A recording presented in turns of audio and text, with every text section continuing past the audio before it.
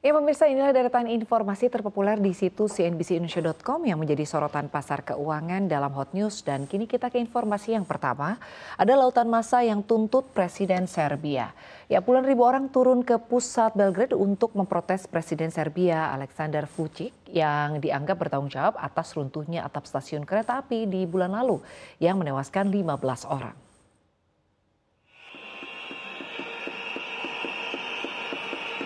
Ya, warga terus menggelar aksi dengan jumlah massa yang semakin besar dibanding sebelumnya. Demonstrasi ini dipicu oleh runtuhnya atap beton stasiun Novi Sad yang baru direnovasi pada 1 November, menewaskan 15 orang dan melukai 3 lainnya.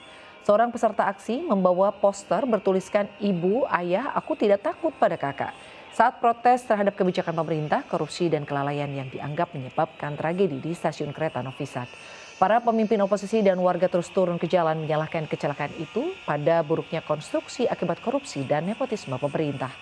Koalisi yang berkuasa membantah tuduhan tersebut dan Vučić mengatakan mereka yang bertanggung jawab harus dimintai pertanggungjawaban. Para pengunjuk rasa pada Minggu malam menyalakan lampu ponsel mereka dan berdiri diam selama 15 menit untuk mengenang para korban. Kantor berita Serbia Tanjug mengutip Kementerian Dalam Negeri yang mengatakan bahwa kerumunan di Belgrade berjumlah hingga 29.000 orang.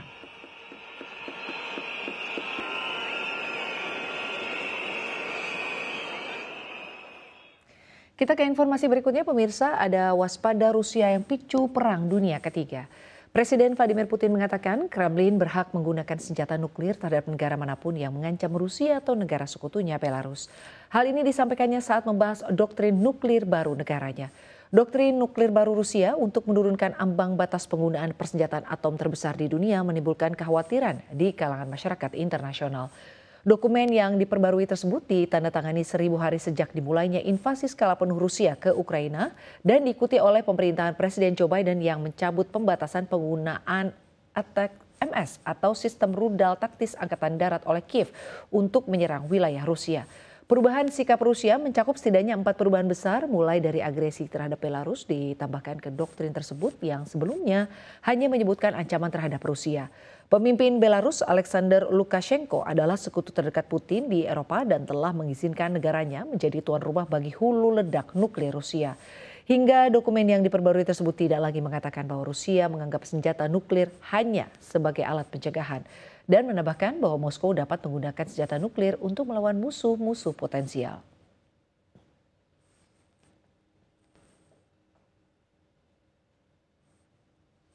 Dan kita ke informasi berikutnya, ada jembatan runtuh di Brasil.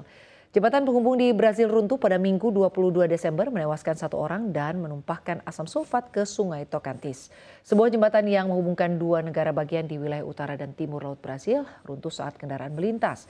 Hal ini menewaskan sedikitnya 1 orang dan menumpahkan asam sulfat ke Sungai Tocantins. Departemen Infrastruktur Transportasi Nasional mengatakan benteng tengah jembatan sepanjang 533 meter yang menghubungkan kota Estreito di negara bagian Maranhão dan Aguilarnopolis di negara bagian Tocantins ambruk pada sore hari. Ini membuat sebuah truk tangki yang membawa asam sulfat jatuh ke air dan beberapa pengendara lain.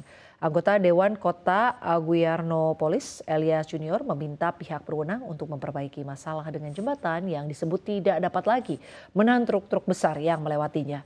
Jembatan Juscelinco Kubitschek de Oliveira diresmikan pada tahun 1960, dibangun dengan beton bertulang dan merupakan bagian dari jalan raya PR226 yang menghubungkan ibu kota federal Brasilia dengan Belém.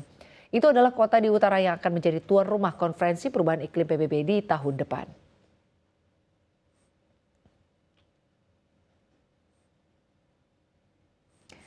Dan informasi selanjutnya ini terkait Seskap yang respons Erdogan walkout. Sekretaris Kabinet Teddy Endrawijaya buka suara mengenai viralnya dugaan walkout atau aksi undur diri Presiden Turki Recep Tayyip Erdogan saat Presiden Prabowo Subianto berpidato di KTT D8 di Kairo, Mesir, Kamis 19 Desember. Menurutnya Erdogan tidak melakukan aksi walkout. Ia menjelaskan Presiden Prabowo dijadwalkan menjadi pembicara pertama seperti yang dilakukan pada sesi pertama. Seharusnya sesi pertama selesai pukul 12.30 waktu setempat, namun baru selesai pukul 14.30 waktu setempat. Kemudian di sesi kedua dimulai pada pukul 15 waktu setempat. Teddy menjelaskan sebelum sesi kedua dimulai, Erdogan dan Prabowo makan siang bersama dan duduk bersebelahan. Pada kesempatan itu Erdogan meminta izin untuk menyampaikan sambutan lebih dulu. Teddy merupakan salah satu delegasi Indonesia yang berada pada lokasi. Ia juga duduk tepat di belakang Presiden Prabowo saat memberikan sambutan. Dalam berbagai video yang dibagikan Sekretariat Presiden, Prabowo masih membuka pidato dengan mengucapkan salam. Tidak lama kemudian terlihat beberapa delegasi terlihat meninggalkan ruangan termasuk Erdogan yang lewat belakang kursi Prabowo. Diketahui dalam pidatonya Prabowo menyoroti perpecahan negara Muslim hingga isu Palestina. Mantan Menteri Pertahanan ini juga menyerukan persatuan kepada negara-negara Muslim agar bisa memiliki suara yang bisa didengar.